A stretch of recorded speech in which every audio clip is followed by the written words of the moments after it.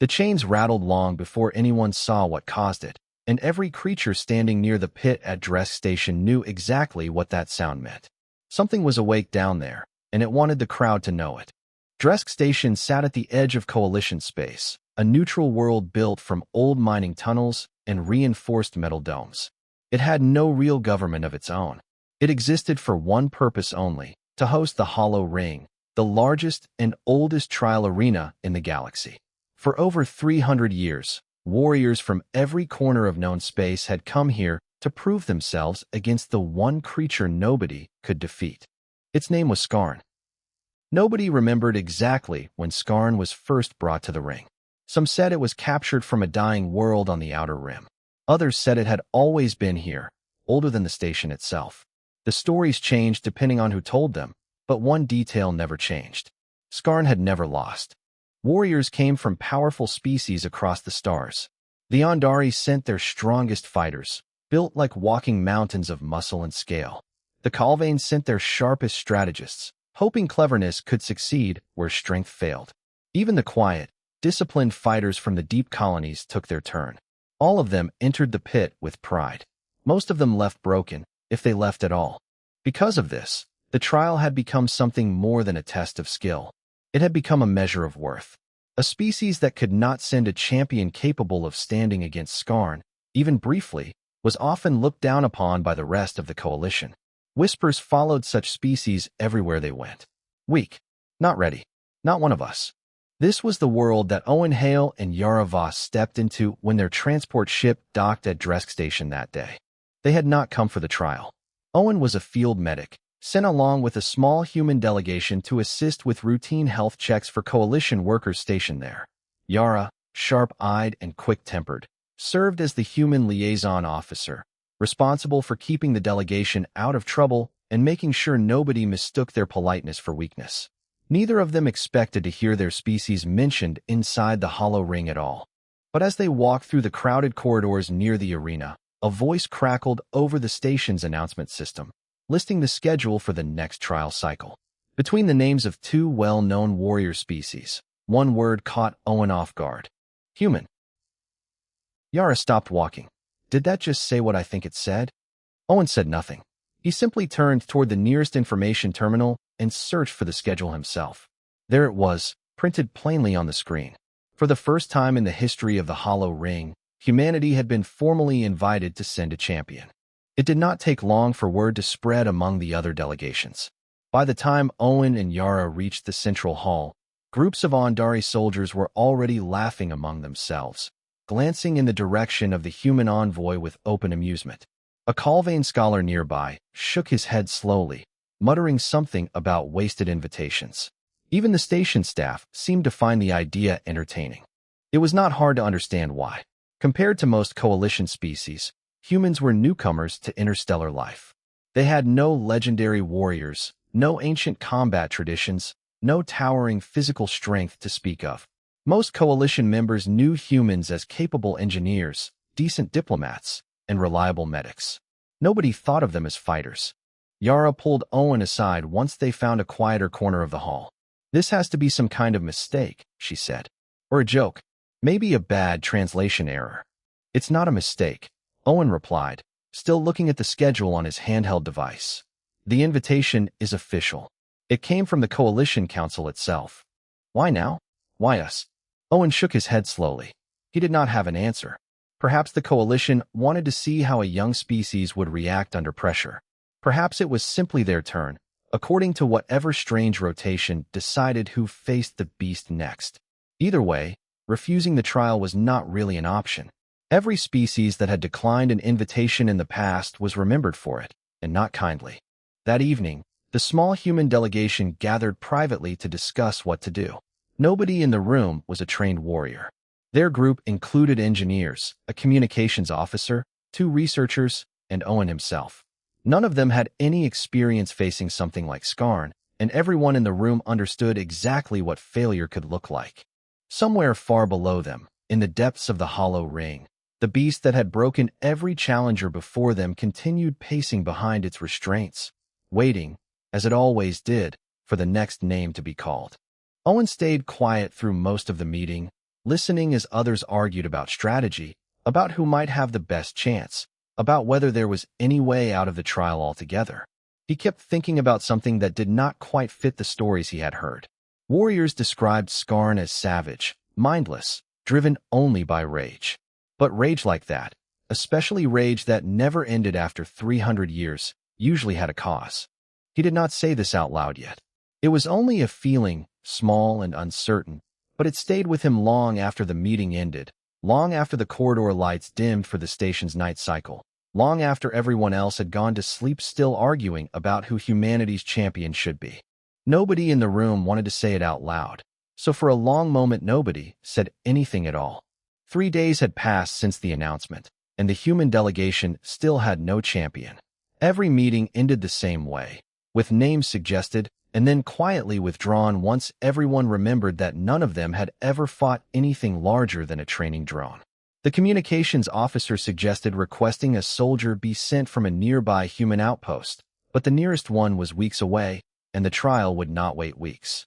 Owen sat near the back of the room during most of these discussions, half listening, half thinking about the beast he had never seen. He was not the kind of person anyone expected to raise his hand for something like this. He was quiet by nature, the sort of man who noticed details others missed and rarely spoke unless he had something worth saying. Back on Earth, before joining the Coalition Medical Corps, he had worked in a small rural clinic, treating farmers, laborers, and the occasional injured animal that wandered too close to machinery. He had spent more of his life calming frightened creatures than fighting anything. That experience, strange as it seemed, was exactly what kept pulling his thoughts back to Skarn. Every story he had heard described the beast the same way. Savage, mindless, a monster that attacked without reason. But Owen had spent years around animals that seemed dangerous at first glance and turned out to be something else entirely once someone took the time to understand why they were afraid. He did not know if the same could be true for a creature like Skarn. He only knew that nobody, in 300 years, seemed to have tried finding out. On the 4th day, with no volunteer found and the deadline approaching fast, Yara called one final meeting. She stood at the front of the room, arms crossed, clearly running out of patience. "We are running out of time," she said. "The council will not accept a forfeit quietly.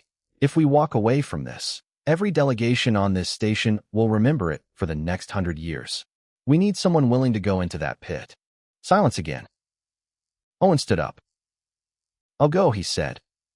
Every head in the room turned toward him.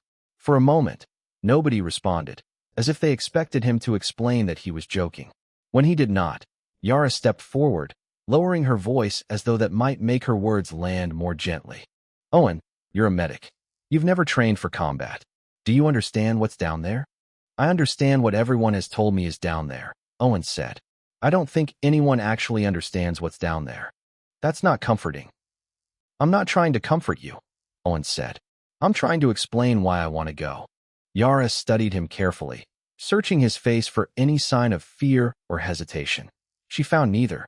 What she found instead unsettled her more, a strange, calm certainty that made no sense given the situation. "You're not planning to fight it, are you?" she said slowly. Owen shook his head. "No." "Then what exactly is your plan?" "I don't have one yet," Owen admitted. "Not a full one. But I've spent my whole life working with creatures that everyone else was afraid of. Injured animals, frightened patients, people and creatures that lash out because they're in pain, not because they're evil. I want to see Skarn for myself before I decide it's something that only understands violence." The room stayed quiet for a long moment. One of the researchers finally spoke up, voice hesitant. "That's not how the trial works, Owen. Every species that has entered that pit brought weapons. Some brought armies of their best fighters. None of them walked in without a plan to fight. Maybe that's exactly why none of them succeeded," Owen replied. Yara wanted to argue further, wanted to find some reason to talk him out of it, but she could see in his expression that his mind was already made up. She had known Owen long enough to recognize the difference between recklessness and quiet conviction. This was not recklessness. Still, she could not simply let it go without saying what she felt. "If something happens to you down there, I will never forgive myself for allowing it." "You're not allowing anything," Owen said gently. "I'm choosing it. There's a difference." Later that night, after the delegation formally submitted Owen's name as humanity's champion, Yara found him alone in the small medical bay assigned to their group, reviewing old records the Coalition had made public about previous trials. Dozens of files, dozens of failed attempts, each one ending the same way. "You're really doing this," she said, more to herself than to him. Owen did not look up from the screen. "I keep noticing something in these records. Every warrior who fought Skarn describes fear, pain, and rage on the beast's side. Nobody describes exhaustion. Nobody describes hesitation. After 300 years of fighting, don't you think a creature would eventually show some sign of being tired, or unwilling, or simply worn down?" Yara frowned, considering this. Maybe it just doesn't feel that. Or maybe, Owen said quietly, nobody has ever given it the chance to feel anything else. He finally looked up at her, and for the first time since the announcement, there was something steady in his eyes instead of uncertainty. "I'm not going down there to win a fight," he said. "I'm going down there to find out what everyone else got wrong." Yara did not have an answer for that. She only nodded, quietly, and left him to his research, knowing that whatever happened next, there was no changing his mind now. Metal groaned as a body slammed against the wall of the pit, and the crowd above let out a collective gasp that echoed through the entire hollow ring. Commander Threll of the Andari had entered the arena only minutes earlier, moving with the kind of confidence that came from decades of combat experience. He was easily twice the height of most humans, covered in thick natural armor plating, and carried a weapon forged specifically for this trial, passed down through generations of his family. Every warrior who had watched him fight before believed he had a real chance of doing what no one else had managed, ending Skarn's unbeaten record. Owen watched from the observation deck, standing beside Yara and pressed close to the reinforced glass separating the crowd from the pit below. This was the first time either of them had seen Skarn with their own eyes, and the sight was enough to silence whatever doubts either of them still carried about the seriousness of what Owen had agreed to. Skarn was massive, larger than anything Owen had expected, its body covered in thick gray hide marked by countless old scars. Heavy restraints, clearly designed for control rather than simple containment, hung loosely around parts of its limbs even during the fight, remnants of a system meant to keep it obedient outside of trials. Its eyes, when it turned toward the crowd, held something Owen had not expected to see. Not mindless fury, something closer to exhaustion. Threll moved fast for a creature his size, striking with practiced precision, forcing Skarn backward across the pit. For a moment, it seemed as though the trial might finally end differently. Then Skarn shifted its weight, absorbed a blow that would have staggered a lesser fighter, and answered with a single powerful strike that sent Threll crashing into the far wall. The fight continued for several more minutes, brutal and exhausting to watch, until Coalition medics were forced to intervene, pulling an unconscious Threll from the pit before Skarn could finish what the trial rules technically allowed. The crowd's earlier excitement faded into the same familiar disappointment that followed every trial. Another proud warrior defeated, another legend added to the beast's unbroken record. As attendants carried Threll away, Owen noticed an old Calvain scholar standing near the railing, watching the pit with an expression very different from the rest of the crowd. Where others showed fear or grim satisfaction, this figure showed something closer to sadness. Curious, Owen approached him once the crowd began to thin. "You don't look surprised," Owen said. The scholar turned toward him, studying Owen's plain uniform with mild interest. "You're the human," he said. "It was not a question. I heard about the invitation. Strange choice, sending a medic instead of a soldier. Word travels fast. On this station, everything travels fast." The scholar extended a hand in greeting. "Elder Bremer, I've studied this arena, and that creature, for over 40 years. Owen Hale." Bremer's gaze drifted back toward the pit, where attendants were now securing Skarn's restraints for transport back to its holding chamber. "Most people who come here only see a monster," he said quietly. "I used to see the same thing when I was younger. It took me many years to notice what the stories leave out." "What do they leave out?" Bremer hesitated, glancing around as though checking who might be listening. "Look closely at those scars next time it enters the pit," he said. "Some of them come from trial fights, yes, but many are old, symmetrical, deliberate. Not the kind of wounds a creature receives from combat. The kind it receives from restraint devices. Training collars. Punishment. Owen felt something tighten in his chest. You're saying it was made this way. I'm saying I have never been permitted to examine the earliest coalition records regarding how Skarn was first brought here, Brimmer said carefully. Every request I have submitted over 4 decades has been denied. That alone tells me something worth knowing is being kept hidden. Yara, who had walked over in time to hear the last part of the conversation, folded her arms. If that's true, why hasn't anyone said something before now? Because saying it changes nothing, Brimmer replied. The trial continues regardless. Warriors keep coming. The coalition keeps its tradition. Nobody wants to be the one who suggests that 3 centuries of honored combat might have been built on cruelty instead of nature. That evening, news of the human trial spread across the station's public channels, and just as Owen expected, the reaction was far from encouraging. Recordings from other delegations mocked the decision openly, joking that the coalition might finally see Skarn defeat an opponent without even needing to fight, simply by outlasting a soldier who did not know which end of a blade to hold. Some suggested the human trial should be canceled entirely, out of what they called mercy. Owen ignored most of it, spending the evening instead reviewing everything Bremer had shared with him, along with what little public information existed about Skarn's capture. The records were vague, filled with gaps and inconsistencies that made little sense if the official story were true. If Skarn truly was simply a wild predator captured for sport, why would there be so much effort spent hiding the details of its capture at all? By the time the station's night cycle began, Owen had made a decision that he had not fully shared with anyone, not even Yara. He would not enter the pit carrying any weapon at all. If Bremer was right, if 300 years of violence had shaped Skarn into what it had become, then meeting violence with more violence would only prove every assumption the coalition had already made about him, and about humanity as a whole.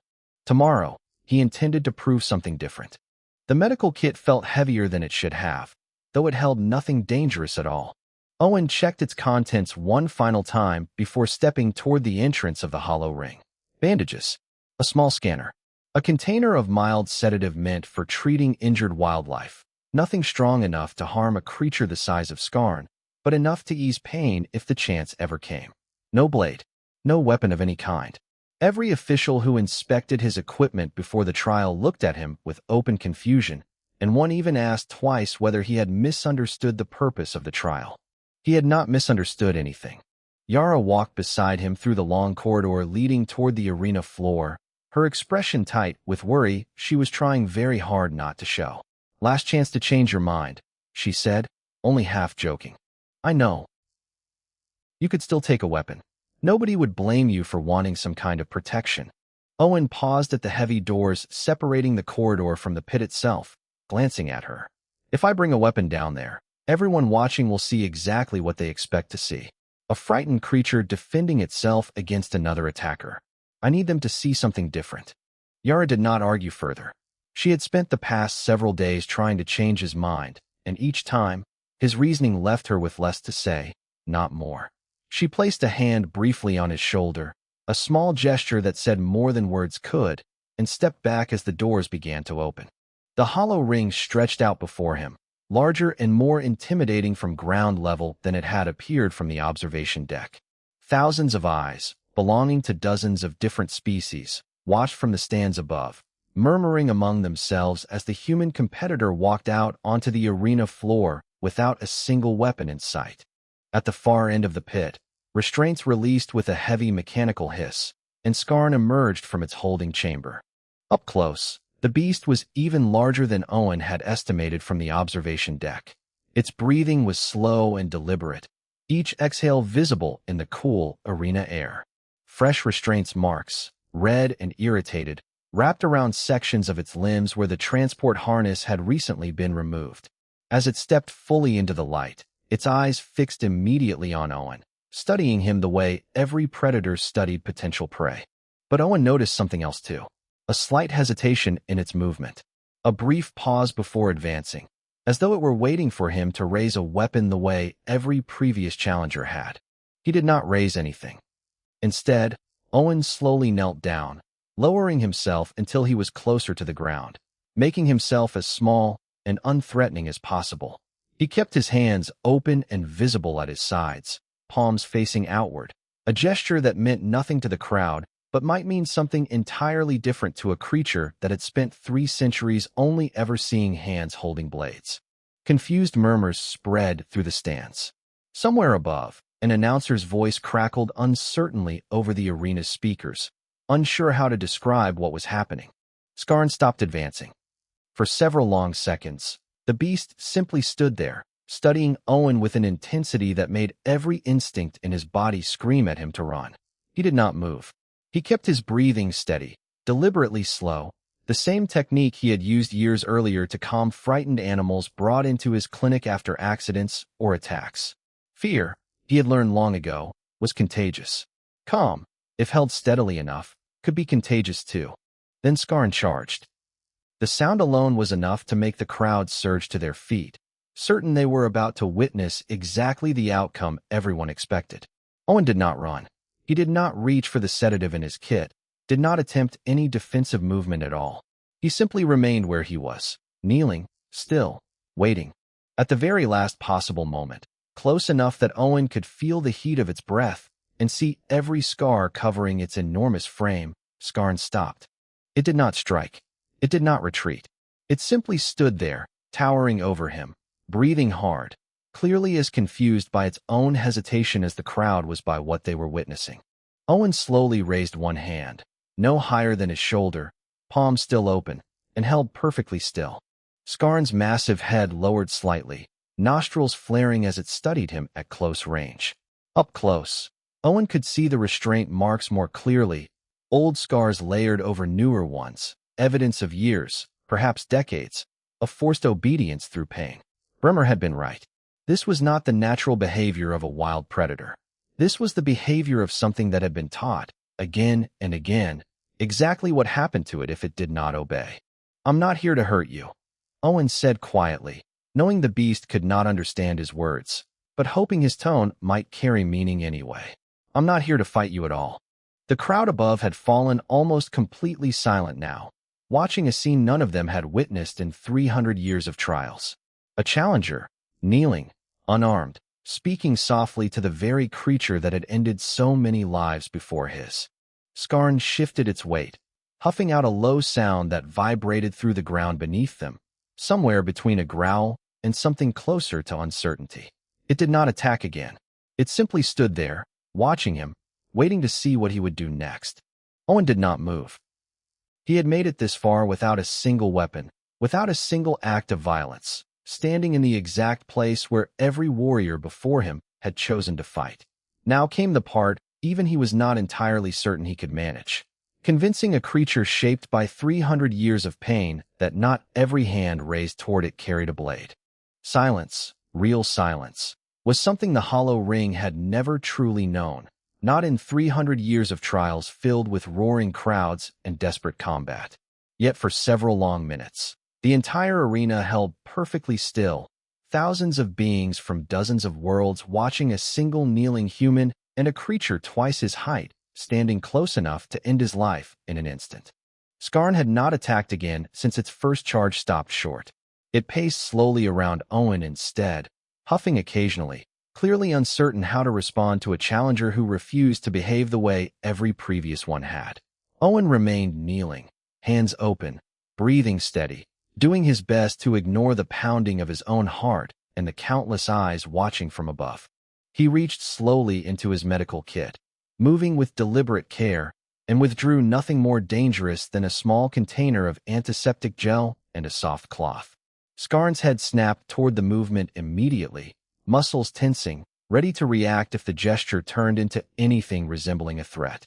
Owen held perfectly still the moment he noticed the tension, waiting until the beast's posture relaxed slightly before continuing. "I only want to help," he said quietly, though he doubted the words themselves carried any meaning. What mattered was the tone, steady and calm, nothing like the shouted commands or battle cries the beast had likely heard 1,000 times before. Owen shifted his attention to one of the restraint marks along Skarn's front limb, an old wound that had clearly been reopened recently by the transport harness. He did not move toward it yet. Instead, he simply held his position, letting the beast choose whether to allow him closer or not. For a long moment, nothing happened. Then, slowly, Skarn lowered its enormous head, bringing the injured limb slightly closer, an action so small that most of the crowd above likely missed its significance entirely. But Owen understood exactly what it meant. Permission. He moved carefully, applying the antiseptic gel to the irritated skin around the wound, his touch light and unhurried. Skarn's entire body remained tense throughout, muscles coiled and ready to react at the first sign of pain or betrayal, but the reaction never came. Owen worked in silence, treating the wound the same way he had treated countless frightened animals throughout his years as a medic, with patience instead of force. When he finished, he sat back slightly, giving Skarn space, watching to see how the beast would respond. Skarn shifted its weight, puffed out a long breath, and did something no creature had ever done inside the hollow ring before.